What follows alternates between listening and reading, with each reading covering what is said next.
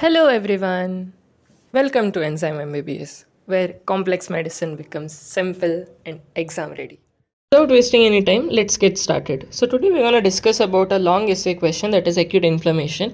Now here many subtype questions can be asked, that are definitions, types, causes, factors, cellular events, vascular events, chemical mediators, outcome or sequelae, which basically means the same, and features and cardinal signs. Now obviously they're not going to ask all the subtype in at once only. They will ask, they will select few things and will ask. But while studying, we have to prepare for all the subtype question. Now among this, the cellular events, vascular events, chemical mediators, and outcome and sequelae and cardinal signs have been already covered in other videos, so you can refer the playlist and learn it from there. So whatever have not been covered will be covered now. So let's begin with the definition. So now definition, it's very easily written sentence. It is a very straightforward sentence, self-explanatory. Just read it once or twice, you can understand it, and it is very beautifully written. So inflammation is a response of vascularized tissues that delivers leukocytes and molecules of host defense from circulation to sites of infection and damage. And acute inflammation is an immediate, early and short-lasting protective response of vascularized tissues to injury, infection or tissue necrosis, characterized by exudation of plasma proteins and emigration of leukocytes, predominantly neutrophils, to eliminate the offending agent. So that's about the definition. Then coming to the types. Now there are many types, so let's see one by one. So first is serous inflammation. So it is characterized by exudation of serum-like fluid into spaces created by cell injury or into body cavities lined by peritoneum, pleura or pericardium. Now you are well aware of all these words. What is exudate, what is peritoneum, pleura and pericardium. So it's that simple. And next, fluid may be derived from plasma as a result of increased vascular permeability or from secretions of mesothelial cells as a result of local irritation. Now few of you may have doubt what is basically mesothelial cell. Now mesothelial cell are the cells that basically line the serous cavities. Now what is serous cavity? They are nothing but the pleural cavity, pericardial cavity, right? All those things, peritoneal cavity, all those are serous cavities. So they are lined by these mesothelial cells, and they secrete, they give their secretions, which basically acts as lubricants between two layers of them. So their secretions can also the fluid is derived from their secretions too. And here there is very few leukocytes, and examples for serious inflammation is skin blister after burn, inflammation of synovium or synovitis, and pleural effusion as a complication of lobar pneumonia. Next, fibrinous inflammation. Now it occurs when vascular permeability is markedly increased. Now when the vascular permeability is more, then it leads to the leakage of fibrinogen, which later gets converted into fibrin, and this fibrin gets deposited in the lining of body cavities such as meninges, pericardium and pleura. So a fibrinous exudate is characteristic. Now examples is fibrinous pericarditis, which is also known as bread butter pericarditis. It is basically this fibrin gets deposited there and it appears like two breads, the two layers, the parietal and visceral layers, the two layers, and in between them there is a butter because of this deposition of fibrin. It looks like that. So they call it as bread and butter pericarditis, which is seen in rheumatic fever. And one more example is fibrinous pleuritis. The third type is suppurative. It is purulent inflammation and abscess. Now it is characterized by production of pus.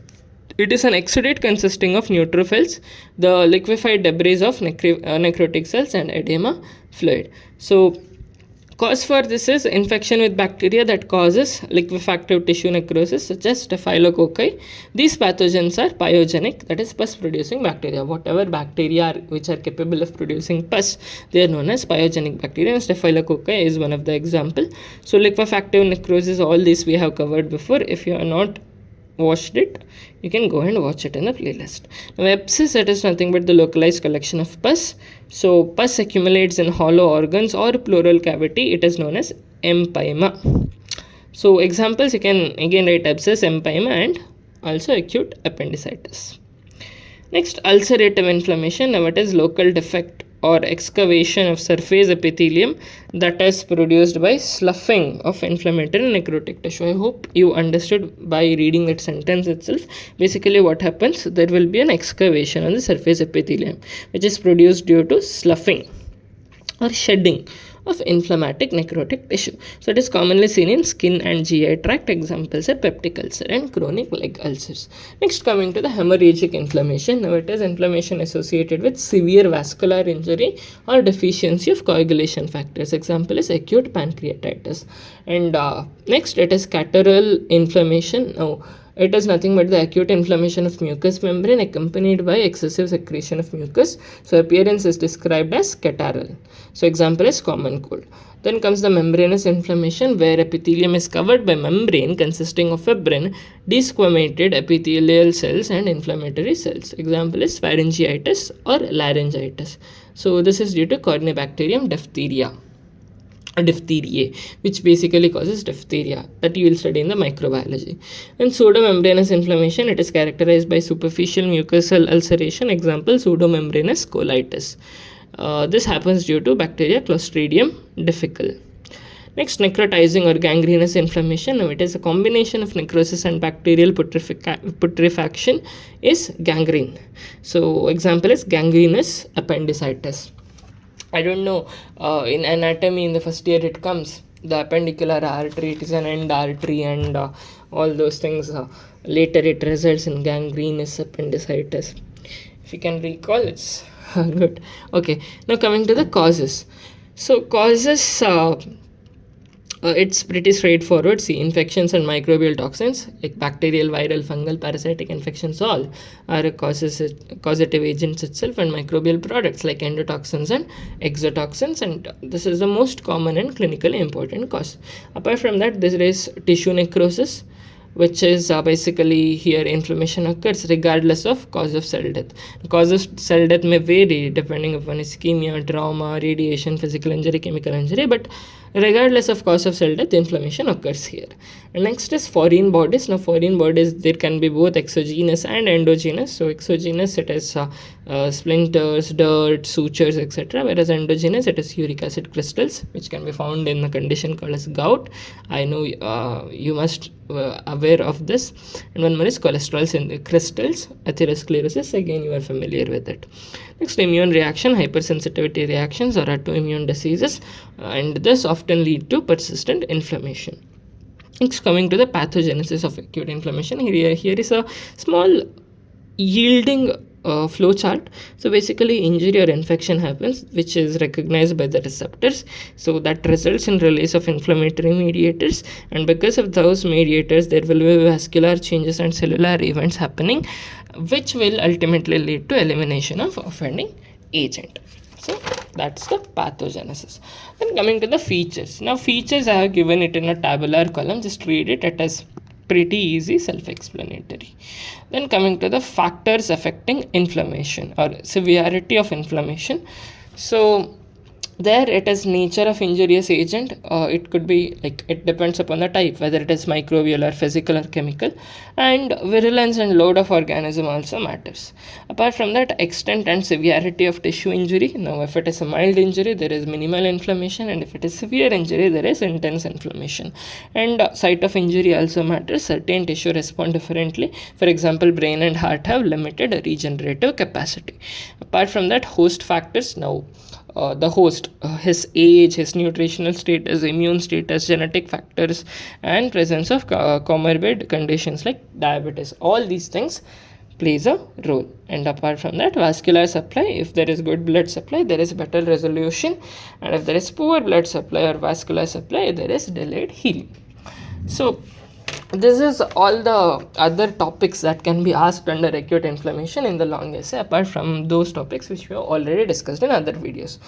Now, last but not the least, I have added a clinical case here which have been asked frequently. So even they can ask like they will give you the case of acute appendicitis, and they will ask the questions related to acute inflammation. So only the extra thing here is you have to write the diagnosis, and they can also ask what type of inflammation it is, acute inflammation, or you can be being more specific, you can write suppurative purulent inflammation. So Now, just look at the case. It is a 12-year-old boy presented with sudden onset of fever and vomiting with abdominal pain. On palpation, there is tenderness at McBurney's point. As soon as McBurney's point you read, you are sure that it is acute appendicitis. So, what is the probable diagnosis? It is acute appendicitis. Define inflammation. That is why I gave you the definition of inflammation too, because not only the definition of acute inflammation, I can also generally ask the definition of inflammation. So, study it and enumerate cellular events of inflammation. We have a video for it. Acute inflammation outcomes. Again, we have a video for it.